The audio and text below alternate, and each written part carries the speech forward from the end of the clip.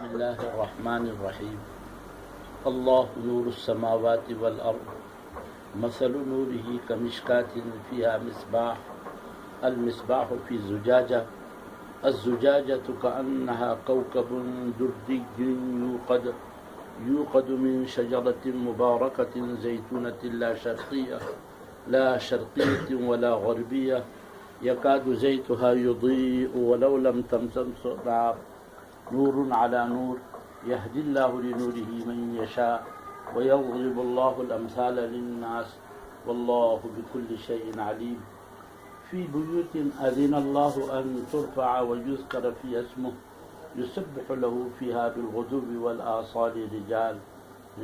لا تلهيهم تجارة ولا بيع عن ذكر الله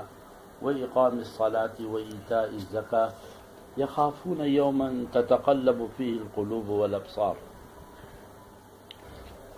اللہ آسمانوں اور زمین کی بس اللہ نور ہے، لیکن ایک اور نور ہے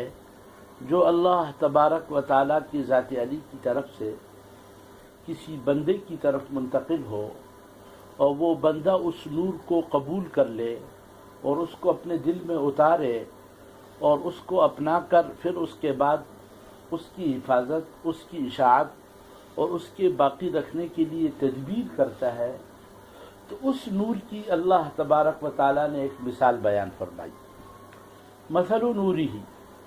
اللہ کا وہ نور جو اللہ تبارک و تعالیٰ کسی کی طرف منتقل فرماتے ہیں، یعنی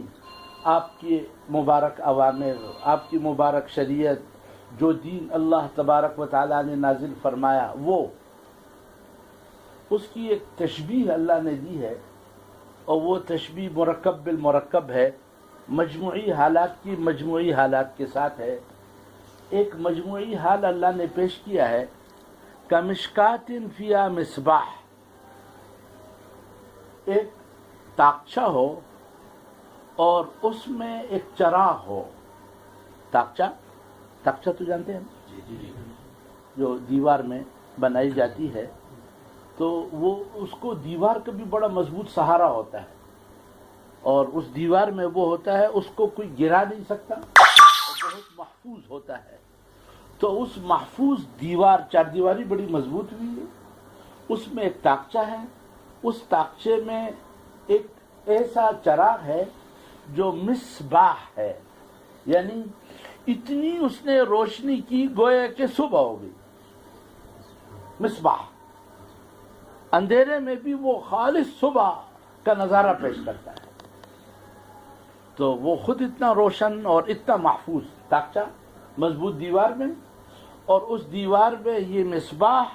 جس کی روشنی انتہائی واضح بالکل صبح ہو گئی، لیکن اس کے ساتھ ایک اور بھی اس کے تحفظ کا نظام ہے، اور وہ یہ ہے کہ المصباح فی زجاجہ، المصباح فی زجاجہ، یہ جس زمانے میں کہا جا رہا ہے خالص معجزہ ہے، اس زمانے میں تو بدب سمجھ میں آ رہا ہے، لیکن اس وقت یہ تصور پیش کرنا کہ المصباح فی زجاجہ، یہ پورے اس زمانے کے جس وقت یہ نازل ہوا تو پوری دنیا میں اس کی کوئی شکل نہیں تھی۔ شیشے میں کس کا ہونا؟ چراغ کا ہونا، یعنی بالکل بلب کا تصور، یہ قرآن کریم نے بڑے عجیب طریقے سے پیش کیا۔ المصباح فی زجاجۃ، وہ چراغ جس نے صبح کی طرح روشنی کی ہے، وہ ایک شیشے میں ہے، لیکن شیشہ بھی کوئی معمولی نہیں، شیشہ بھی بڑا عجیب ہے۔ الزجاجۃ کأنہا کوکب، وہ زجاجہ اور وہ شیشہ جس میں یہ مصباح ہے، تو وہ اپنی اونچائی میں بھی، خود اپنی چمک میں بھی، اور اس کو جو لوگ پتھروں سے مارے اس کے تحفظ میں بھی، وہ ایسا ہے جیسے کہ کأنہا کوکب، چمکتا ہوا ستارہ۔ تو ایک تو وہ چمک بھی رہا ہے، لیکن اس کے ساتھ اگر کوئی احمق یہ ارادہ کر لے کہ اس ستارے کو پتھر سے مارنا ہے،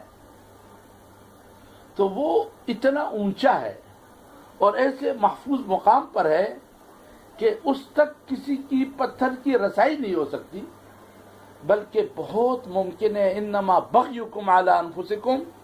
وہ پتھر خود پر پتھر مارنے والے کے سر پہ پڑ جائے. کانہا کوکب، اور کوکب بھی یعنی وہ اب مصباح تو خود ہے، لیکن مصباح کا جو شیشہ ہے اس کی بھی بڑی عجیب کیفیت ہے. وہ کوکب دری ہے، چمک رہا ہے. اب اس مصباح کو ایک تیل کی ضرورت ہے، کیونکہ اگر مصباح کے لیے تیل نہ ہو تو کسی وقت بھی وہ روشنی ختم ہو سکتی ہے. بجلی ختم ہو گئی جی، روشنی نہیں آ رہی، کیا ہوا جی؟ کہیں جی وہ کنیکشن منقطع ہو گیا یا کوئی اور ایسا سلسلہ ہو گیا. تو اس مبارک مصباح کو جو تیل دیا جا رہا ہے، یوقد من شجرۃ مبارکۃ زیتونۃ لا شرقیۃ ولا غربیۃ، ایک ایسے مبارک زیتون کے درخت کا تیل ہے کہ وہ مشرق و مغرب کے گندے اثرات سے محفوظ اور بالکل درمیان میں، وسطیت میں، اعتدال میں، اور شرق و غرب کی جو گندگیاں ہیں اس کے بالکل محفوظ ہو کے، اور اس کا تیل بھی انتہائی واضح ہے. یکاد زیتھا یضیء، وہ تیل خود چمک رہا ہے. وَلَوْ لَمْ تَمْسَسْهُ نَارٌ، ابھی کسی کی آگ اس تک پہنچی بھی نہیں ہے، وہ خود اتنا شفاف، اتنا اچھا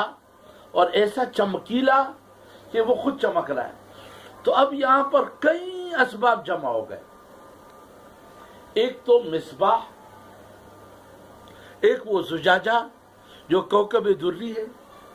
اور اس کا تیل، اس کی چمک، اور اس کے ساتھ اگر کوئی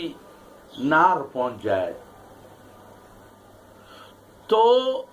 نور علی نور علی نور علی نور، بہت سے انوار کا مجموعہ اپنے تحفظ میں بھی، اپنے بقا میں بھی، اور دائمی رہنے میں بھی. یہ وہ مثل نوری ہے، وہ نور جو اللہ تبارک و تعالیٰ نے حضرت رسول اللہ صلی اللہ علیہ وسلم کے قلب اطہر میں منتقل فرمایا. اس مبارک وحی، یہ مبارک شریعت، یہ مبارک دین، اس کی تحفظ، اس کی بقا، اس کا دور سے نظر آنا، اور اس کے خلاف جو لوگ منصوبے کر رہے ہیں ان کی منصوبوں کی ناکامی، اور خود یہ فطری ہونا، اور اس کی کئی طریقے سے اس کی چمک کا واضح ہونا. اور پھر اگر کسی عاشق کا دل اس کو قبول کر لے اور کسی کے دل میں اتر جائے اور وہ اس کو سیکھ لے اور وہ اس کو اپنا لے اور پھر وہ اس کا داعی بن جائے اور اس کے پہنچانے کی تدبیریں کرے، تو جیسے وہ مصباح محفوظ ہے اور اس کا نور محفوظ ہے اور وہ زمانے کے شرق و غرب کے اثرات سے محفوظ ہے، اسی طریقے سے یہ شخص جس نے اس نور کو قبول کیا، اپنے دل میں اتارا، اور پھر دل سے اس نور کے اثرات ان کے آنکھوں پہ اور ان کے کانوں پہ اور ان کے ہاتھوں پہ اور اس کی جوانی پہ اور اس کے بڑھاپے پہ اور اس کے لین دین میں اور اس کے رہن سہن میں اور اس کے قضاء اور عدل میں اور اس کے خوشی و غمی میں، وہ ساری جگہ پر اس نور سے نا رہنمائی. اس نور کو حضرت نے سب سے زیادہ قبول کیا، اور حضرت رسول اللہ صلی اللہ علیہ وسلم نے اس نور کو منتقل کیا. حضرت صدیق اعظم رضی اللہ عنہ اس نور کے قبول کرنے والے ہیں، اور اسی نور کی برکات ہیں کہ جس سے ان سے اتنی خیریں جاری ہو گئی. اور وہی نور جو حضرت نے خود قبول کیا اور پھر منتقل کیا حضرت عمر رضی اللہ عنہ، اس نور سے منور تھے، اور ان کی ساری زندگی ان کی خلوت، ان کی جلوت، ان کی حکومت، ان کا غصہ اور ان کی نرمی اور ان کی سخاوت اور ان کی حکومتوں کی ترتیب، وہ سب اس نور کی نمائندہ ہے.